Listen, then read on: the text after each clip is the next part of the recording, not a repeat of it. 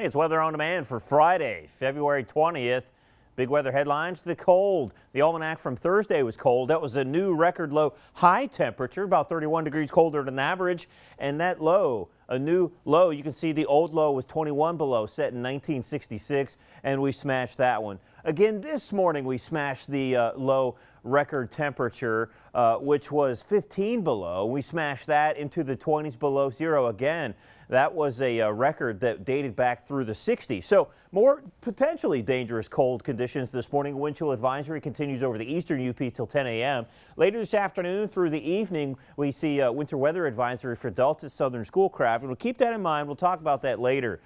Bitter cold, Michigami, places like Gwinn, Watersmeet, Amasa, those favored cold spots were in through the 20s and 30s below zero, but we saw a quick spike in those temperatures early this morning. Still got some cold places out there, as you can see. So another bitterly cold morning for us. And look at this, an 18-mile-an-hour wind. That makes it feel easily and through the 30s below zero for yet another day. So a good day to bundle up this morning. Good news, we warm you up quickly enough. We have decent dose of sunshine, limited cloud cover really. And as we work through the day, that sunshine should help temperatures bump in through the teens. There's also a south wind, increasing clouds up ahead of this latest frontal boundary here. This is what we're focusing on. It's going to eventually spread some snow in.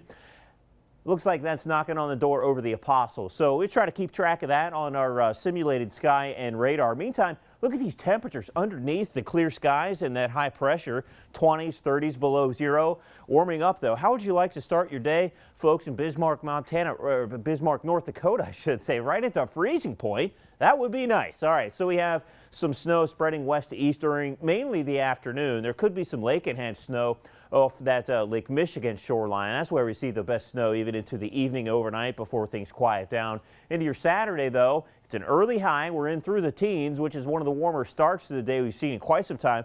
And then that sharp north wind's going to bring another Arctic cold front, and that brings falling temperatures, more extreme cold for the second half of the weekend.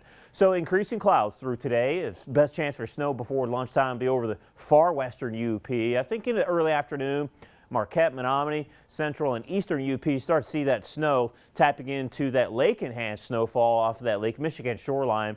Again, Delta Schoolcraft, that's where we see some of the best snow. Highs into the teens, don't feel nearly that warm with that brisk south wind, although it's technically a warm front. And then we hang generally in through the single digits above zero. The best snow over the eastern UP, central and west. I think we see a diminishing trend. So let's roll through that timeline. Here's your lunchtime. Starting to see some fluffy accumulation. It's that big fluffy snow because it's so cold.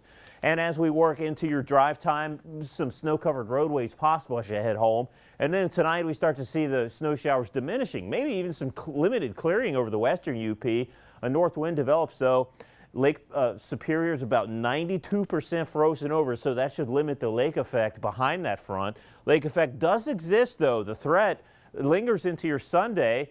More extreme cold as we look at Sunday. A bit of a warm-up as the system moves in Tuesday, but another big cold blast into midweek. More dangerously cold temperatures with that. Have a great weekend. Thanks for watching.